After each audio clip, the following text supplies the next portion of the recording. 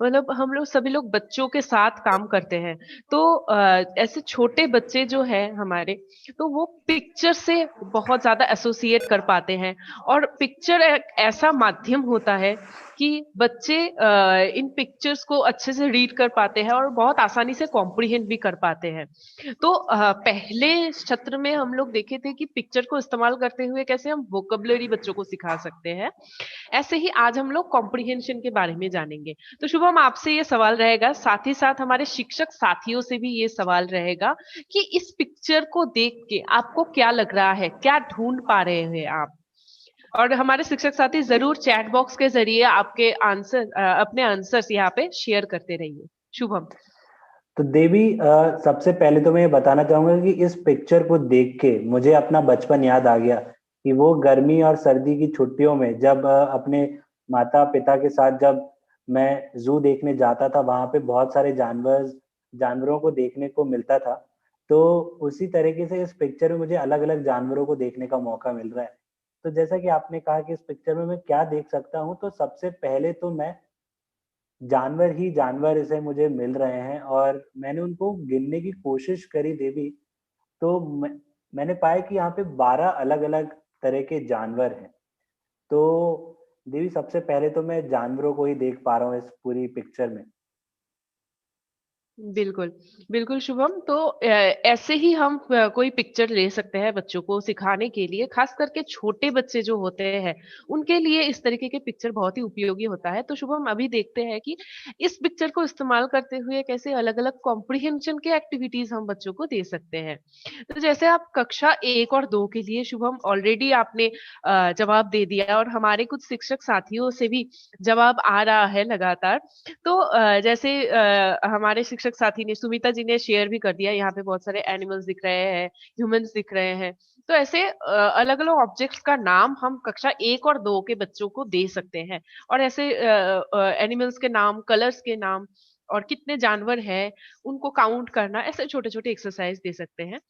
कक्षा 3, 4 और 5 के लिए हम थोड़ा सा उसका लेवल बढ़ा सकते हैं। और जैसे कि आप देख रहे हैं यहाँ पे मैंने एक फिल इन द ब्लैंक्स का एक्सरसाइज रखा है जो सेंटेंस मेकिंग में मदद कर रहे हैं। तो शुभम, आपसे ये सवाल रहेगा, हमारे शिक्षक साथियों से ये सवाल रहेगा कि a dash is sitting on the head of the boy. क्या आप ढूंढ पा रहे हैं कुछ कि इस सवाल का जवाब क्या हो सकता है? हमारे शिक्षक साथी जरूर चैट बॉक्स में शेयर करें। बिल्कुल देवी, जवाब देने से पहले मैं बताना चाहता हूँ कि एक शिक्षक हैं सुष्मित जी। वो मुझसे वाकिफ रखते हैं कि उन्हें भी इस पिक्चर को देख के उनके बचपन की याद आ रही है।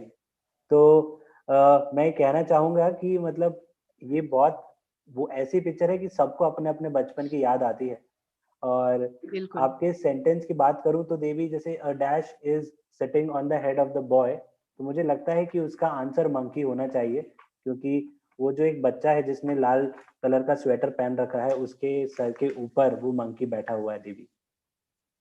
बिल्कुल, बिल्कुल शुभम, आपका जवाब बिल्कुल सही है और हमारे शिक्षक साथियों से भी इस तरीके के जवाब आ चुके हैं। एंड शुभम, ऐसे तो हम बहुत सारे ऐसे कक्षा 3, 4 और 5 के लिए इस तरीके के सवाल दे सकते हैं। हमारे शिक्षक साथी भी, अगर आपके मन में कोई सवाल ऐसे आ रहे हैं जो आप बच्चों को दे सकते हैं, आप ज़रूर शेयर कीजिए। अभी हम लोग शुभम आते हैं कि कक्षा 6, 7 और 8 के लिए क्या हम सवाल दे सकते हैं। हम लोग जानते हैं कि कक्षा 6, 7, 8 के बच्चे थोड़ा बहुत इंग्लिश में लिखना पढ़ना सीख जाते हैं, थोड़ा बहुत शब्दों से उनसे जानकारी हो जाती है। तो उनको हम इस तरीके के कुछ सवाल दे सकते हैं जहाँ पे वो 2-3 लाइन लिख पाए। तो जैसे कि आप देख रहे हैं कि मैंने यहाँ पे एक सवाल रखा है कि what the zoo keeper are doing to keep the animal safe. तो बच्चों को इस पिक्चर में से ढूंढ के वो सवाल का जवाब देना होगा।